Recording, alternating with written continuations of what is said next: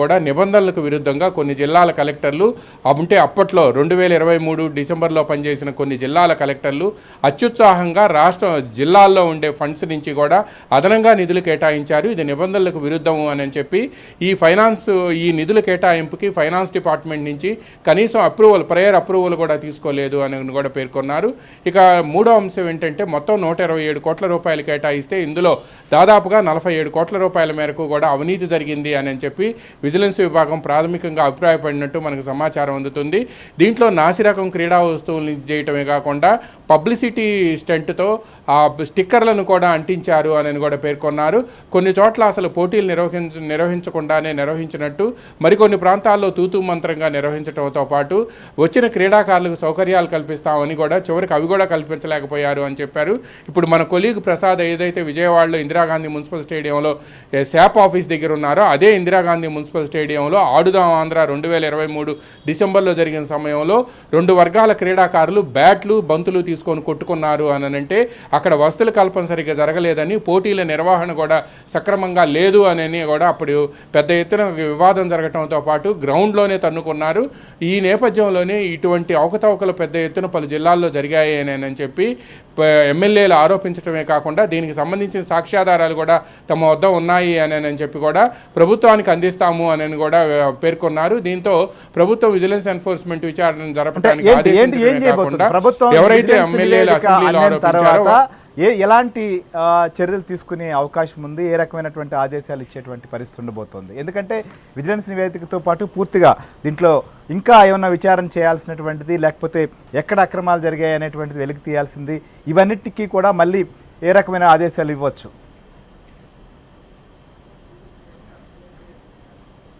శ్రీహరి, సహజంగా vigilance enforcement విభాగం ఏదైనా ఒక ప్రభుత్వ శాఖలో అవినీతి జరిగిందంటే అందుట్లో దర్యాప్తు జరిపి అందులో ఉన్న నిజాలను వెలికి తీయటమే కాకుండా దానికి సంబంధించిన సాక్ష్యాధారాలను కూడా సేకరించి నివేదిక మాత్రమే ఇస్తుంది.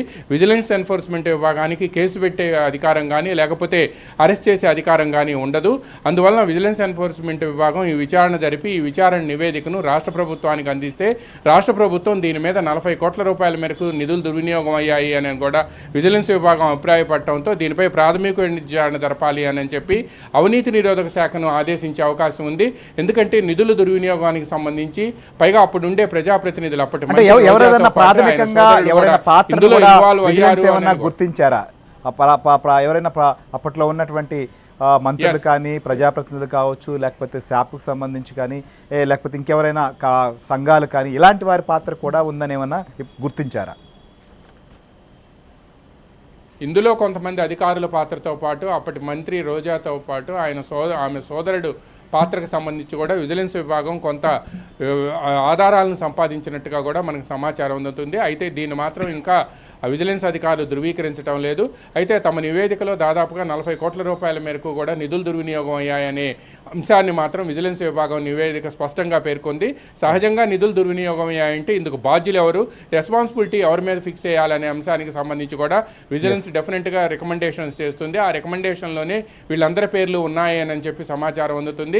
విజిలెన్స్ విభాగం ఈ నివేదిక ఇచ్చిన తర్వాత ఈ నివేదికను ప్రభుత్వం పరిశీలించి అవినీతి నిధుల దుర్వినియోగం జరిగినాయి కాబట్టి దీనిపై ఏసీబీ విచారణకు ఆదేశించే అవకాశం ఉంది. అప్పుడు మంత్రి కూడా ఇన్వాల్వ్మెంట్ ఉంది అనే ఆరోపణలు ఎమ్మెల్యేలు చేయడంతో ఒకవేళ కేసు కట్టాలి అంటే PC act, prevention of corruption act కింద మాత్రం డెఫినెట్గా కేసు నమోదు చేసే అవకాశం ఉంది.